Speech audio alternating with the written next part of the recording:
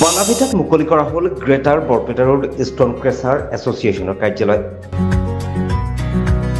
কাৰ্যালয় আনুষ্ঠানিকভাৱে মুকলি কৰে বৰপেটা ৰোডৰ বন বিষয়া অভিনৱ গোস্বামীয়ে। ষ্টন ক্ৰেচাৰ ব্যৱসায়ীসকলক একত্ৰিত কৰাৰ প্ৰচেষ্টা, চৰকাৰী নীতি নিয়মৰ মাজেৰে ব্যৱসায় কৰাৰ সংকল্প।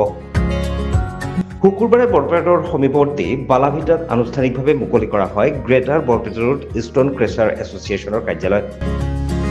এছ'চিয়েশ্যনৰ বিষয়ববীয়ে জনোৱা মতে বহু পূৰ্বেই greater Barpeta road stone crusher association গঠন কৰা হৈছিল যদিও কোনো কাৰ্যালয় স্থাপন কৰা হোৱা নাছিল। এই উপলক্ষে শুকুৰবাৰে এক গাম্ভীৰ্যপূৰ্ণ অনুষ্ঠানেৰে আনুষ্ঠানিকভাৱে মুকলি কৰা হয় greater Barpeta road stone crusher এছ'চিয়েশ্যনৰ কাৰ্যালয়। অনুষ্ঠানত মুখ্য অতিথি হিচাপে উপস্থিত থাকি কাৰ্যালয় মুকলি কৰে বৰপেটা ৰোডৰ বন বিষয়া অভিনৱ গোস্বামীয়ে। সমাজৰ কোনো ক্ষতি নোহোৱাকৈ আৰু মালিক পক্ষৰো কোনো ক্ষতি নোহোৱাকৈ সম্পূৰ্ণ চৰকাৰী নীতি নিয়মৰ মাজেৰে কেনেদৰে ষ্টন ক্ৰেচাৰ ব্যৱসায় আগবঢ়াই লৈ যাব পৰা যায় সেই কথা চিন্তা কৰি আৰু ষ্টন ক্ৰেচাৰ ব্যৱসায়ীসকলক একত্ৰিত কৰিবলৈ এই ষ্টন ক্ৰেচাৰ এছ'চিয়েশ্যন গঠন কৰা হৈছে বুলি জানিবলৈ দিয়ে greater Barpeta road stone crusher এছ'চিয়েশ্যনৰ বিষয়ববীয়ে।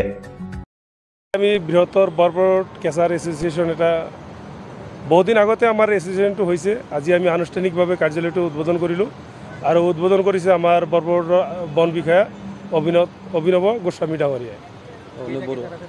ইয়াতে আমাৰ বৰপেটাত নাই বুলিলেও প্ৰায় 30টা কেচাৰ আছে। 30টা কেচাৰ আছে মানে আগতে আমাৰ আনুষ্ঠানিকভাৱে এনেকুৱা কোনো এছ'চিয়েশ্যন নাছিল। আজিৰ পৰাই আনুষ্ঠানিকভাৱে আমি এটা কেচাৰ এছ'চিয়েশ্যন খুলি আৰু অফিচৰ কাৰ্যালয় উদ্বোধন কৰিছোঁ।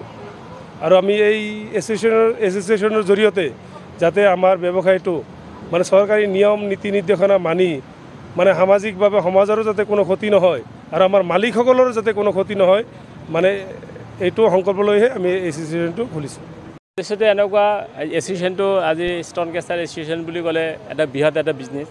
আমি চবে মানে যদি একগোট হৈ বিজনেছটো কৰোঁ নিশ্চয় চবেই সাফল্যমণ্ডিত হ'ব, বিজনেছটো ভালকৈ চলিব, মই এইটো মানে ভাবোঁ আৰু। ভিডিঅ' জাৰ্নেলিষ্ট বিনোদৰ সহযোগত শাকিল আহমেদৰ ৰিপৰ্ট, ABC নিউজ।